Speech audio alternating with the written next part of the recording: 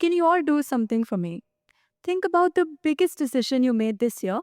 It can be something as simple as choosing which song goes best with your Instagram story, or something as detailed as finalizing your college list. I'll give you 5 seconds to think about it. Got it? Now ask yourself, what made this decision so difficult? Was it because you didn't know what you wanted? Or because choosing one thing felt like abandoning the other forever? There's this very famous scene from the TV show Friends where Ross is trying to move his couch up a narrow staircase. He keeps shouting, "Pivot," convinced that if he changed the angle of the couch one more time, somehow magically the couch will start moving upwards. Well, if you've seen the show, you'll know it doesn't. But I think this scene became so memorable because, in one way or another, we've all been Ross. Maybe not with a couch, but maybe with our decisions, maybe with ourselves. We keep pushing, we keep planning, we keep waiting for that one moment where everything will fall into place. And we keep on saying, "I'll start tomorrow." The most dangerous combination of words in the English language. We've even invented versions of it. Tomorrow I'll study. Tomorrow I'll finish my math IA. Tomorrow I'll finally become the version of myself I've been promising I'd be. But for some reason, tomorrow has been incredibly busy for the last 17 years. Which makes me wonder, why is this version of me that lives in tomorrow so much more productive than the one standing here today? Think about it. Maybe because in my head, tomorrow's me is amazing. She wakes up at 5 a.m. in the morning. She finishes every internal assessment a week before the deadline. At this rate, tomorrow's me could probably solve world hunger before breakfast. The problem isn't that we're born this way. The problem is that somewhere along the way, we learned it.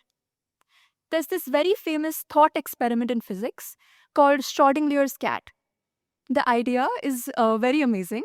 So the scientists placed this cat inside a sealed container along with a device which had a 50% chance of killing the cat. He kept the cat for 1 hour, and after that hour, he questioned what the state of the cat was. Was it alive? Was it dead?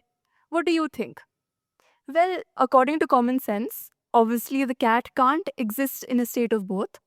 But according to quantum physics, the instant before you open the box, the cat exists in a state of both being alive and dead. A superposition of possibilities. Isn't that so fascinating? Because our lives behave in a similar fashion. We keep worrying about what we'll find inside that box, but life doesn't ask us to predict every outcome. It asks us to keep going with the flow so that one day the rivers finally meet and confluence happens. Namaste, everyone. My name is Delisha Soni, and under today's theme of confluence, I'd like to challenge that very idea. A few months ago, I was interning at IIT Delhi. On my very first day, I arrived embarrassingly early, and I didn't realize it then, but I walked into one of the most valuable lessons of my entire life. I was roaming around the campus, trying to act nonchalant, know where I was going. Eventually, I found myself in the seminar room. I looked inside and immediately questioned every decision that brought me there. The room was full of PhD scholars, researchers, interns who were double my age, and they were casually discussing semiconductor materials, acting as if everyone had this secret dictionary that I somehow didn't get. I stood at that door and thought, there's absolutely no way I belong here. But then I walked in, well, because I had to, and I quietly made my way to the last row. I sat down and I started doing what I imagine every confused teenager has mastered at some point: the art of nodding. Not because I understood everything, but because nodding is the universal language of, yes, yes, I know exactly what's happening here.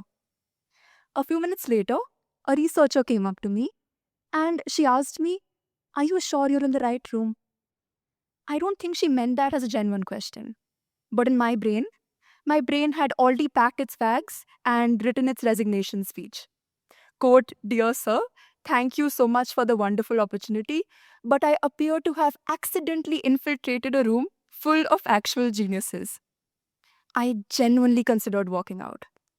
But then the professor walked in, the seminar began, and about halfway through the discussion, he looked at the last row, straight at me, and said, "Delisha, what do you think?" I froze.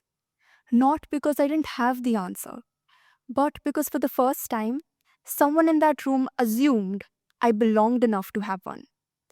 That idea stayed with me long after the seminar ended. Because the only person who was thinking I didn't belong was me. Nobody told me I wasn't experienced enough. Nobody told me I wasn't talented enough. Nobody told me I wasn't ready yet. It was all me and the stories I created. And I repeated these stories often enough that they stopped sounding like fears. They started sounding like facts.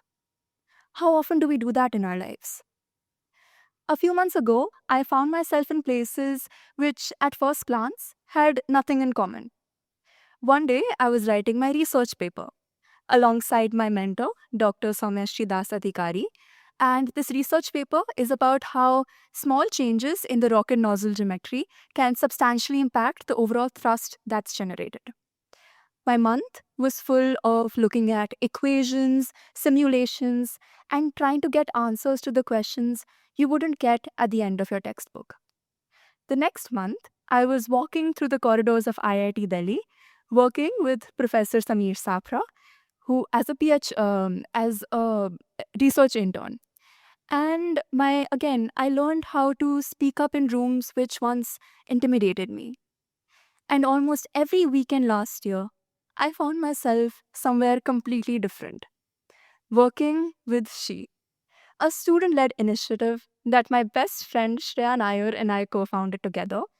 Our aim was very simple to empower young boys and girls to become better versions of themselves. We've conducted several drives, including Surakshit Kadam, Shiksha Ki Shakti, and several self defense drives in our very own school. If you looked at these three experiences separately, you would probably think they belong to three different people. This is probably because we're asked to choose. Choose one passion, choose one path, choose one personality, choose one version of yourself. Why? Why do we think that loving science means I can't love storytelling? That being analytical leaves no room for empathy. Why do we expect people to fit inside these neat, tiny little boxes when the most interesting people I have ever met never did? I would like to go back to the same question I began with. What was your most difficult decision that you made this year? Maybe it was choosing your subject. Maybe it was saying yes to an opportunity that once scared you. Or maybe it was simply walking away from one. Then I wanted you to think about your choice. Now I hope you're thinking about the person you've become because of that choice.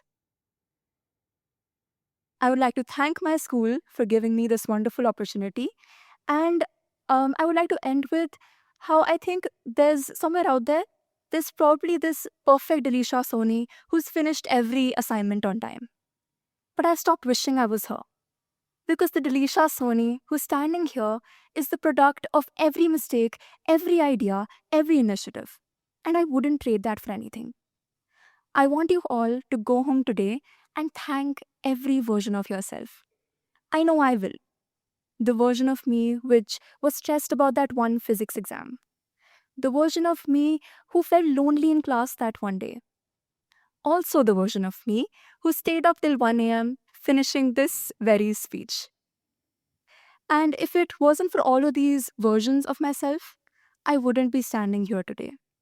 Thank you.